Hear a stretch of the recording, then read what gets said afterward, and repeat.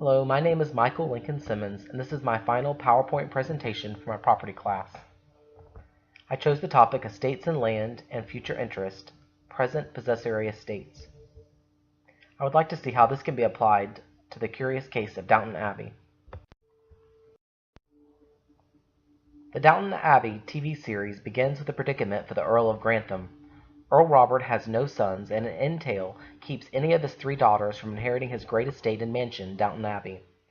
Robert's heir is Matthew Crawley, a distant cousin. Matthew will someday inherit both the Earl's title and his real estate thanks to the entail. What is this entail? The show throws in another complication.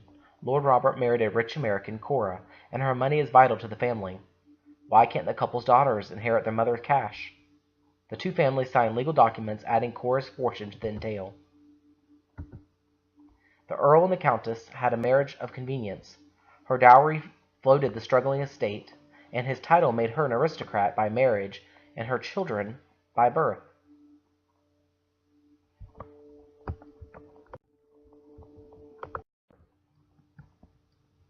The 4 different categories of present possessory freehold estates are the fee simple absolute, the fee tail, the defeasible fees, and the life estate. We will be asking 3 questions to help us determine which of these 4 categories Downton Abbey falls under. First, what language will create the estate? Second, what are the estate's distinguishing characteristics? And third, which future interest is the estate capable of? We should be able to figure out Downton Abbey's mystery and see what category this estate falls under.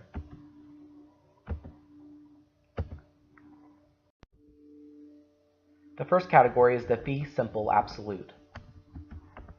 Language used to create this is 2a with nothing more. This creates the fee simple absolute. Distinguishing characteristics are its limitless duration with no strings attached. It can be transferred as you please. It will also pass pursuant to your will on your death, or if no will, it will go to your heirs. Accompanying future interests are none. The owner can do what they wish since they have absolute ownership. No strings attached make the fee simple absolute an attractive category to pass your real estate through. Lord Grantham did not have absolute ownership. The Earl had a life estate, meaning he had full use of the property during his life, and at the end of his life it would pass on to his son, or in this case the closest male heir. He was not able to leave his title or estate to his daughters or wife. It must go to the closest male heir. Clearly, this estate did not fall under the fee simple absolute. The second category is the fee tail. The language to create was to A and the heirs of his body. Distinguishing characteristics: the fact that it's almost extinct in the U.S. today, and it would pass through the lineal blood descendants without exception. Accompanying future interest: and a grantor it was called a reversion, and to those other than the grantor it was called the remainder. In this category, having an heir was very, very important. The Downton Abbey estate falls under the fee tail. An entail was a legal device to ensure that property would be handed down in a way that suited the ancestor, normally to a male heir, keeping the family estate intact. The entail used for Downton Abbey was also known as a fee tail male. This is what kept the Earl from passing a estate to one of his daughters, and requiring it to go to his closest male heir. The third category is the defeasible fees, in which there are 3 types. The first is the fee simple determinable. The language to create this must be clear durational language. Its distinguishing characteristics make the estate divisible, descendable, and inalienable, but always subject to the condition. Accompanying future interest are the possibility of reverter and grantor. FSDPOR. Fee simple determinable, possibility of reverter.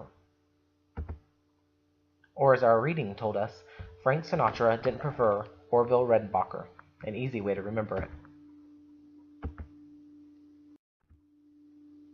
The second type of defeasible fee is the fee simple subject to conditions subsequent.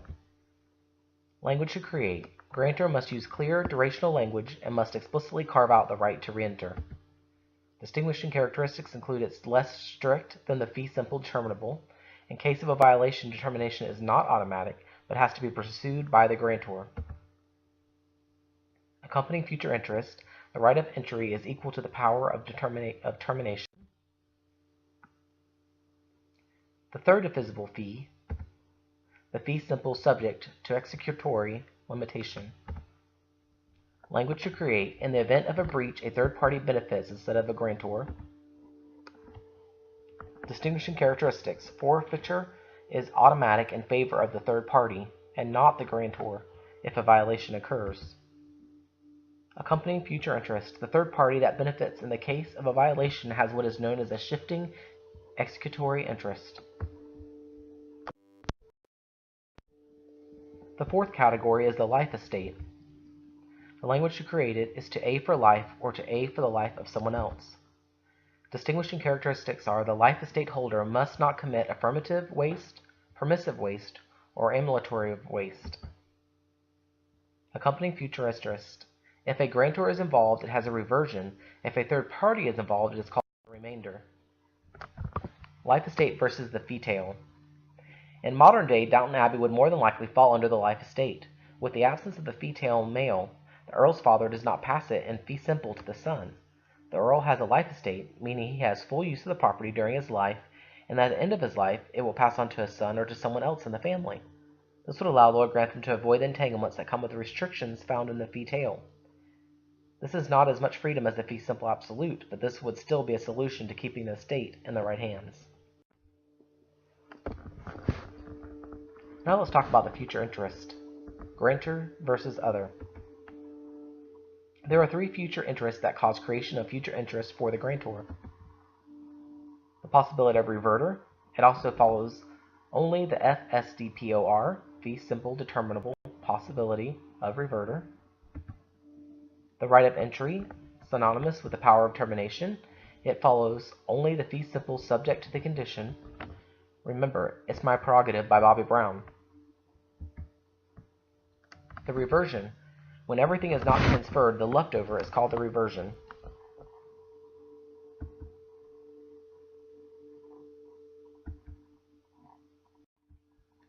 Future interest for someone other than the grantor include a vested remainder. This remainder involves a certain person and under no condition precedent. A contingent remainder. This remainder involves an unknown person and or regulated by a condition precedent. An executory interest. This interest is shifting or springing. Rules limiting contingent remainders. Unpopular and despised by common law, an attempt to limit contingent remainders through several rules was established. First, the destructibility rule, the rule in Shelby's case, and the doctrine of worthier title. The first two rules were abolished. The third survives. It is a rule of construction and not a rule of law.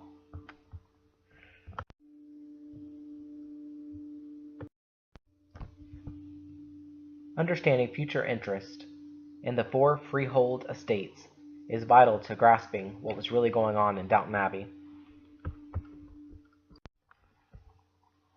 Lord Grantham wanted to preserve his estate and also protect his family. It is interesting to see how the law came into place and created a drama that millions of viewers tuned in to see. Thank you.